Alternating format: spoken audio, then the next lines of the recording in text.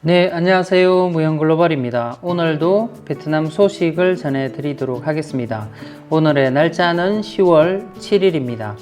현재 베트남 전역의 코로나 확진자 수는 4,000명대를 유지를 하고 있습니다.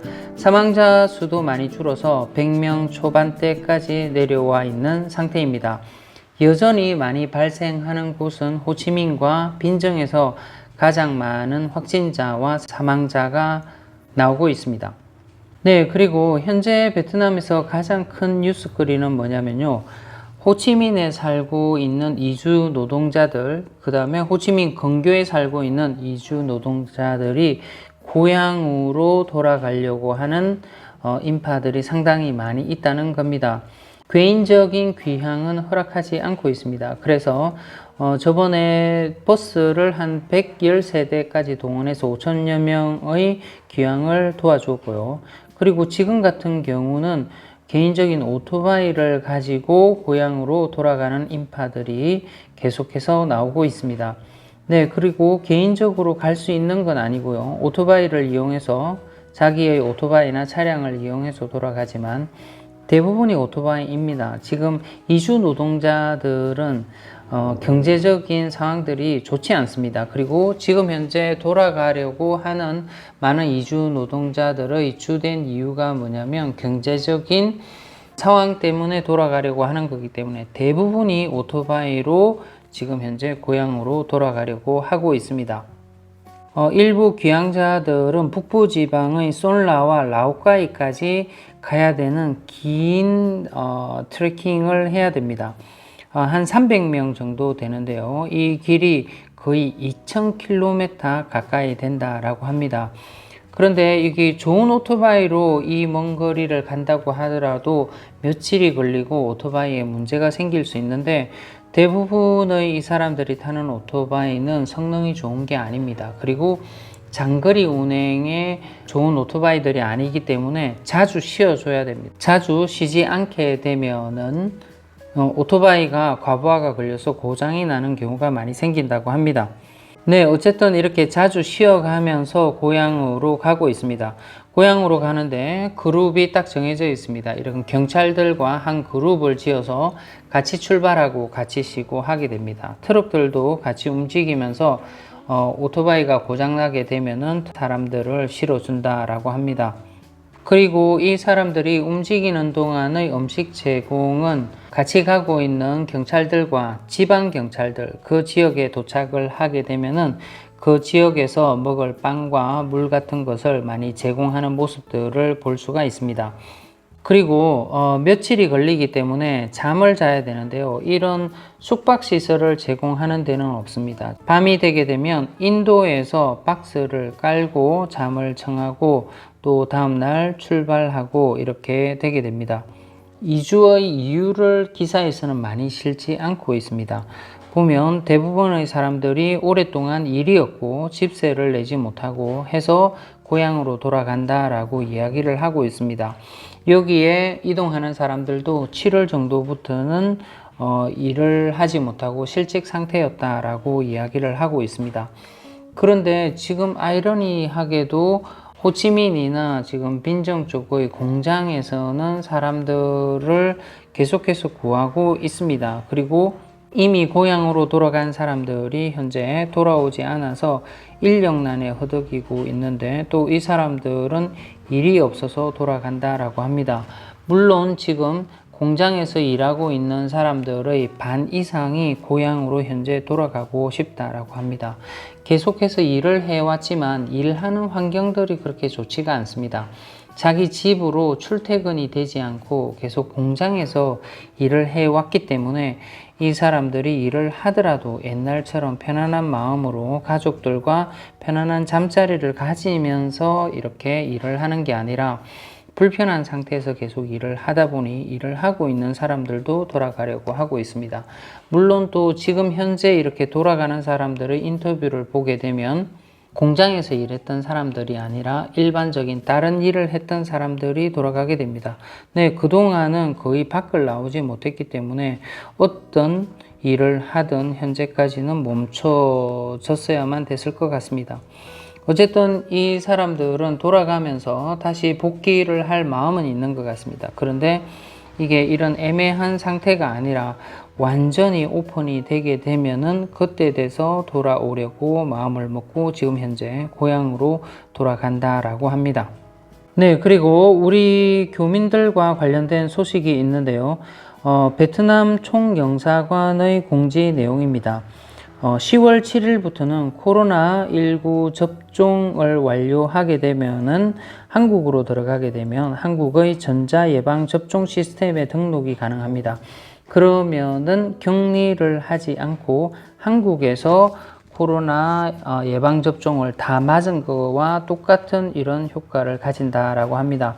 이런 백신 중에서는 WHO가 긴급 승인한 화이자, 모더나, 얀센, 아스트라제니카, 코비쉴드, 시노팜, 시노백 두 개의 중국 백신도 포함이 되어 있네요. 그래서 WHO에서 승인한 백신을 맞았을 때만 가능하고요. 그리고 베트남에서 현재 승인된 것 중에서 스푸트니크 V 백신이나 하얏트백스나 압달라 백신을 맞게 되면은 한국에서는 그것을 인정해 주지 않는다라고 합니다. 그러니까 우리 교민들 중에서는 백신을 맞을 때 이렇게 한국에서 인정되지 않는 백신들은 개인적으로는 괜찮다라고 하더라도 나중에 해외 출국을 하거나 다른 나라로 이동을 할 때는 불편함을 겪을 수 있을 것 같습니다.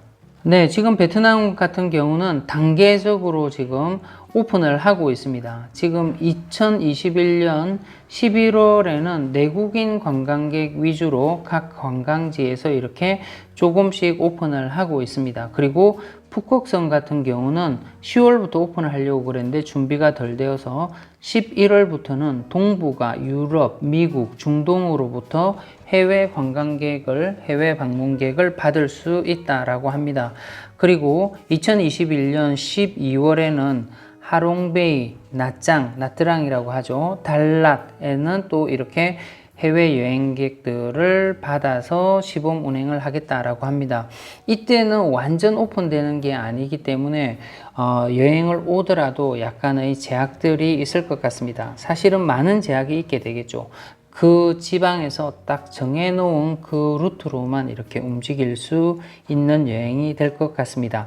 그런데 2022년 6월부터는 베트남이 단계적으로 오픈을 해서 이때는 완전히 해외 방문객들을 옛날처럼 받겠다라는 목표를 가지고 지금 움직이고 있다라고 합니다.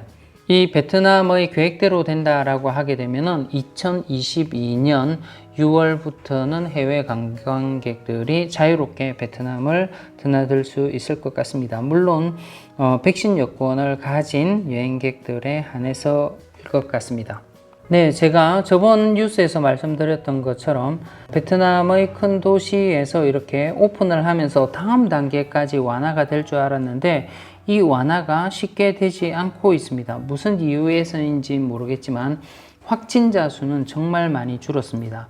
하노이에서도 말이 나오는 게 이런 부분들이 있습니다. 하루 감염자가 하노이 이 큰 도시에서 베트남의 수도죠. 10명 이하가 나오고 있습니다. 지금 호치민 같은 경우에는 2,000명, 3,000명대의 확진자가 계속해서 나오고 있고 사망자도 100명 가까이 나오고 있는데 여기 호치민에서는 단계적으로 대중교통을 허용하고 있습니다. 호치민시는 10월 5일부터는 택시, 버스, 수상 여객 운송을 단계적으로 허용을 하겠다라고 했는데요. 그런데 이것의 200배, 300배 적은 하노이에서는 지금 이런 대중교통의 오픈을 불허하고 있습니다. 하노이에서는 이것뿐만이 아니라 공항의 오픈도 불허를 하고 있습니다.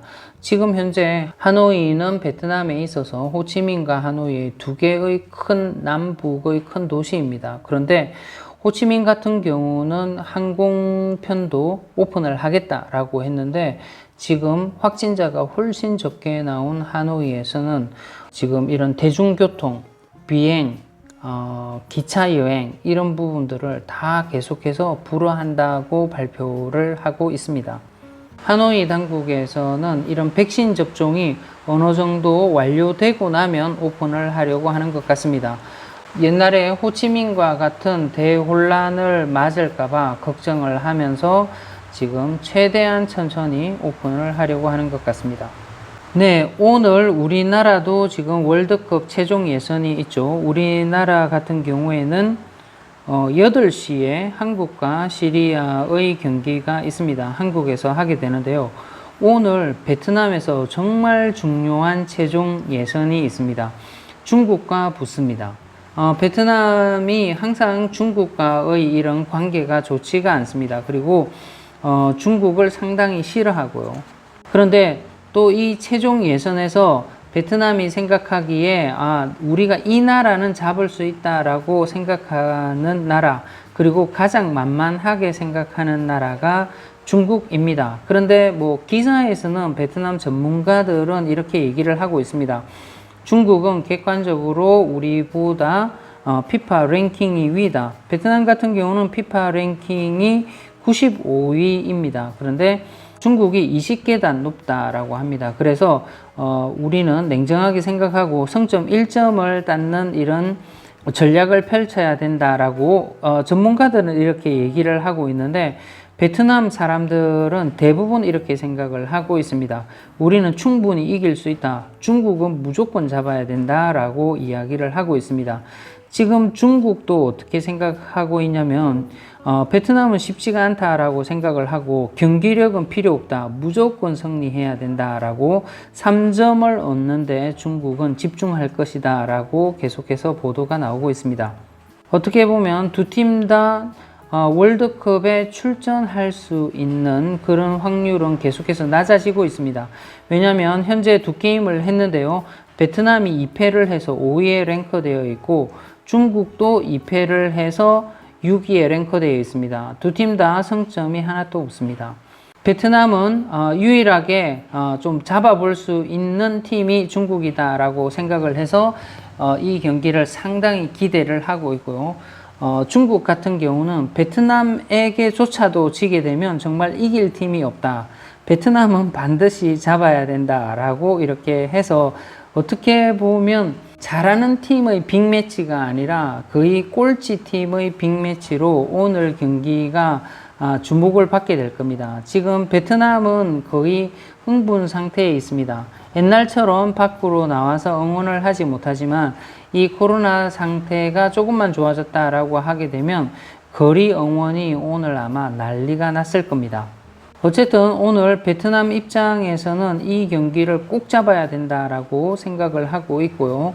최종 예선에 올라온 적이 한 번도 없는 베트남 같은 경우는 골은 벌써 첫 번째 골을 첫 경기에서 넣었습니다. 중국 같은 경우는 아직 골도 한 골도 넣지를 못한 상태이고요. 저의 예상으로서는 오늘 베트남이 중국을 잘하면 잡을 수도 있을 것 같습니다. 중국이 일본하고 하는 경기도 봤었고요. 그전 경기도 하이라이트로 봤었는데 중국의 실력이 최근 들어서 정말 형편없어진 것 같습니다. 중국의 자국 리그, 슈퍼리그도 지금 위기에 있다라고 합니다. 많은 돈을 써서 지금 이 리그를 운영을 하고 있는데 그 리그가 제대로 굴러가지 않아서 사실 대표팀에도 큰 영향을 미친다라고 합니다. 해외파 우레이가 있기는 하지만은 실제 월드컵 예선 경기에서는 큰 활약을 못하고 있습니다. 우리나라는 오늘 한국 시리아하고 하는데요. 시리아가 옛날보다 조금 실력이 나아졌다라고 하지만 우리나라의 2대0 승리를 한번 점쳐봅니다. 중국과 베트남은 우리 박항서 감독이 잘하고 있기 때문에 2대1 승리를 한번 점쳐봅니다. 네, 이게 맞을지 안 맞을지 잘 모르겠지만 이렇게 불러놓고 경기를 보게 되면 더 재밌을 것 같습니다. 우리나라 시간으로는 이게 오늘이 아니라 내일 새벽 2시가 되게 될 겁니다. 이 베트남 시간으로는 오늘 12시에 경기를 하게 되고요. 중국이 본토에서 뭐 때문에 경기를 하지 않는지는 잘 모르겠지만 어쨌든 중국은 홈은 중국에서 치르는 게 아니라 지금 중동에서 치르고 있는 걸로 알고 있습니다. 어쨌든 오늘 한국의 승리, 그 다음에 베트남의 승리를 기원해 봅니다. 네, 오늘도 베트남 소식을 전해드렸습니다. 저희 영상을 시청해 주셔서 대단히 감사합니다.